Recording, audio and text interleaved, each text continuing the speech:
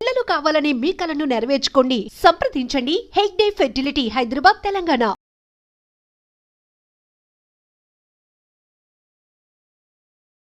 రాజకీయ నాయకులకు సోషల్ మీడియాలో ప్రమోషన్స్ ఎంత అవసరమో మనందరికీ తెలిసిందే. అంటే రోజు యాక్టివిటీస్, అంటే వాళ్ళు ఎక్కడ పోతున్నారు, ఎవరిని కలుస్తున్నారు, ఏంటి అనేది కూడా పూర్తిగా అప్డేట్ చేసుకోవడానికి ఈ మధ్య కాలంలో సోషల్ మీడియా కోసం స్పెషల్ గా పర్సన్స్ ని పెట్టుకొని వాళ్ళ సోషల్ మీడియాని మెయింటైన్ చేసుకుంటున్న పరిస్థితి. ఇది అందరికీ తెలిసిందే.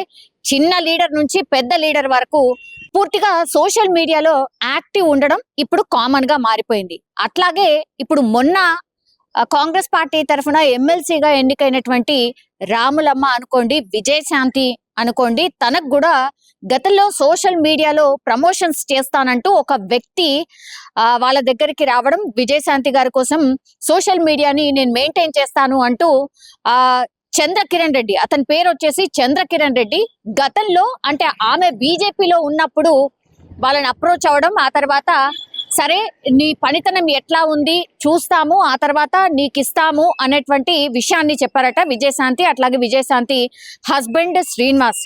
సో వీళ్ళిద్దరిని మాట్లాడుకున్న తర్వాతనే ట్రయల్ బేస్ మీదనే ఆయనకు కొన్ని రోజుల పాటు విజయశాంతి గారి సోషల్ మీడియా మెయింటెనెన్స్ కోసం ఇచ్చారు. అయితే ఇప్పుడు అదే తప్పైంది అనుకోవచ్చు. ఎందుకంటే ఏకంగా దీన్ని ఆధారంగా చేసుకొని ఆ వ్యక్తి చంద్రకిరణ్ రెడ్డి అనే వ్యక్తి, నేను విజయశాంతి గారి కోసము ఇట్లా సోషల్ మీడియా ప్రమోషన్స్ చేస్తున్నాను కాబట్టి చాలా మంది ప్రముఖుల దగ్గరికి వెళ్ళి ఇది నేను చేస్తున్నాను చూడండి, నేను విజయశాంతి గారి కోసం సోషల్ మీడియా కోసం వర్క్ చేస్తున్నాను అంటూ మిగతా వాళ్ళ దగ్గర నుంచి వర్క్స్ అన్ని తీసుకోవడమే కాకుండా వాళ్ళ దగ్గర నుంచి బాగానే డబ్బులు వసూలు చేయడం, ఆ తర్వాత కొన్ని వర్క్స్ కూడా ఆయన తీసుకున్నాడు. అయితే ఇప్పుడు ఏం జరిగింది అంటే తను చాలా డేస్ తర్వాత ఇప్పుడు కాంగ్రెస్ పార్టీకి వెళ్ళిపోయినరు. ఆ తర్వాత సోషల్ మీడియా కొన్ని డేస్ పాటే ఆయన మెయింటైన్ చేయడం జరిగింది. ఆ తర్వాత వేరే అతనికి అంటే పని నచ్చిందా నచ్చలేదా ఆ విషయాలు అయితే మనకు తెలియదు. బట్ ఆయన కాదు ఇప్పుడు విజయశాంతి గారి సోషల్ మీడియాని మెయింటైన్ చేస్తోంది, సమ్ అదర్ వ్యక్తికి మెయింటెనెన్స్ కోసం ఇచ్చేశారు.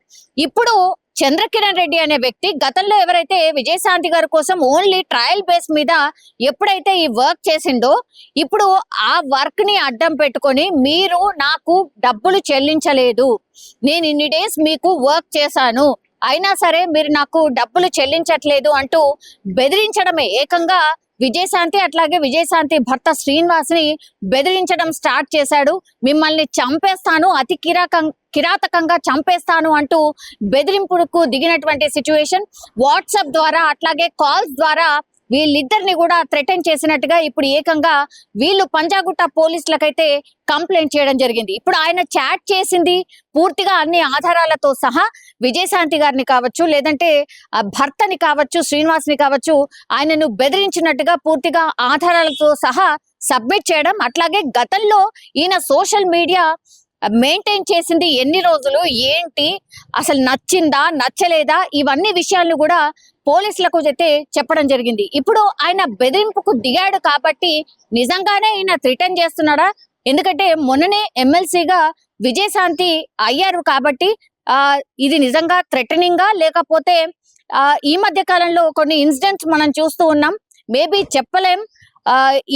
ఇట్లాంటి బెదిరింపు కాల్స్ ఒక్కొక్కసారి నిజం కూడా కావచ్చు అని ముందు జాగ్రత్తగా వీలైతే పోలీసులకు ఆశ్రయించడం అయితే జరిగింది విజయశాంతి అండ్ విజయశాంతి భర్త. సో వెళ్ళి ఇప్పుడు చంద్రకిరణ్ రెడ్డి మీద కేసు అయితే ఫైల్ చేశారు. ఇప్పుడు పోలీసులు పూర్తిగా ఎంక్వైరీ చేస్తున్నారు. అసలు ఈ వ్యక్తి ఎవరు, ఎంతమంది ప్రముఖులకు ఇట్లా సోషల్ మీడియా ప్రమోషన్స్ చేసిండు, ఇంకెవరినైనా ఇట్లనే బెదిరించిండా, ఎంత మేర వీళ్ళ దగ్గర వసూలు చేశాడు, మీ బండారం మొత్తం బయట పెడతాను, నా దగ్గర పూర్తిగా ఆధారాలు ఉన్నాయి, మీరు ఏమేం చేశారో నా దగ్గర ఉన్నాయి, కాబట్టి మీ బండారాన్ని అంతా బయట పెడతాను, నాకు డబ్బులు ఇవ్వకపోతే అని బెదిరిస్తున్నట్టుగా ఇప్పుడు కంప్లైంట్ అయితే చేయడం జరిగింది. ఇంకా వేరే ప్రముఖులకు కూడా ఇట్లనే ఏమైనా బెదిరింపు చేశాడా చంద్రకిరణ్ రెడ్డి, అసలు బ్యాక్గ్రౌండ్ ఏంటి, ఈయన చేస్తున్న వర్క్ ఏంటి, మరి ఇంకా ఏ ప్రముఖులకు చేశారు, వాళ్ళకి ఇట్లాగే ఏమైనా థ్రెటనింగ్ ఏమైనా చేశాడా ఏంటి అనే కోణంలో పూర్తిగా పోలీసులు అయితే దర్యాప్తు చేస్తూ ఉన్నారు.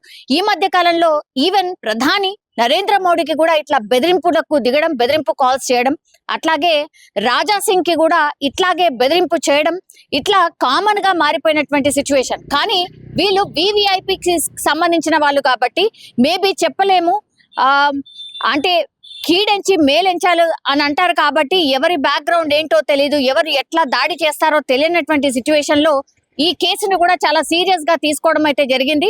పోలీసులు పూర్తిగా ఇన్వెస్టిగేషన్ అయితే చేస్తున్నారు.